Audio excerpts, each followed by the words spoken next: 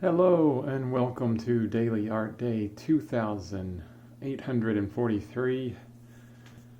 I am very close to finishing my Doctor Who David Tennant, the 10th Doctor drawing. I just have to really kind of figure out his suit. I see all kinds of interstices in there, all those little divots in the paper. I have to get rid of a lot of those. That's going to be fun. One thing I want to talk about today is how to make art that lasts. And one way to do that, we have to kind of look at history, right? We look at what pieces, paintings, sculptures, whatever, what art is actually considered, the greatest of all time. And one of the biggest things that you see with paintings that rank as, the best. I'm actually looking at my post here on this it's an artist's perspective that I wrote in basically a summary of The Art Spirit by Robert Henri. I got the book over here. If you are an artist, painter, draw, whatever, this is the book to get. Oh, it's wonderful if you want to change your aspect on art. But anyway, if we look at all of art history and all the major works that have really changed the world, we'll look and we'll see art like this, like Norman Rockwell's art from 1963, the problem we all live with, kind of thing. It's a very good piece.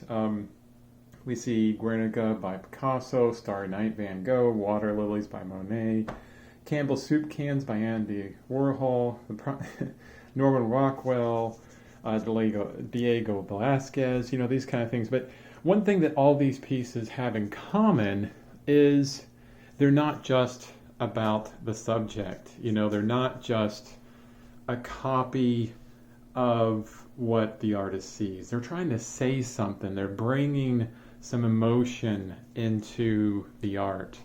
I'm just kind of panning around at my drawings here. This is one of the drawings where I feel like I'm really trying to say something. It's a self-portrait of myself. It's called Relentless.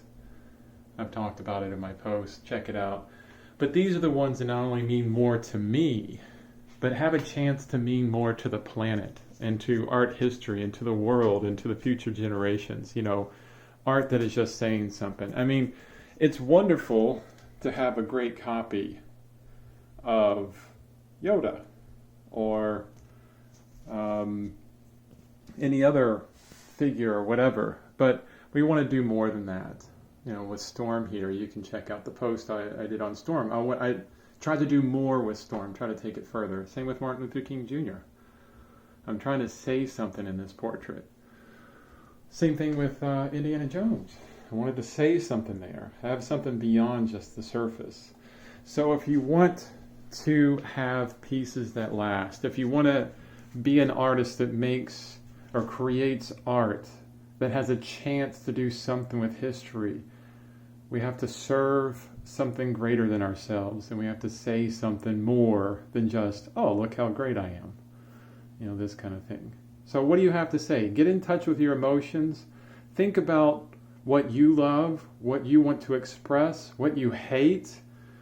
Everything. Get those emotions out in your artwork. Use the objective, what you see, and the subjective, what you feel. Combine those two and make something completely unique that the world has never seen before. That's the recipe for great art that could change the world. Thanks for watching. Keep creating.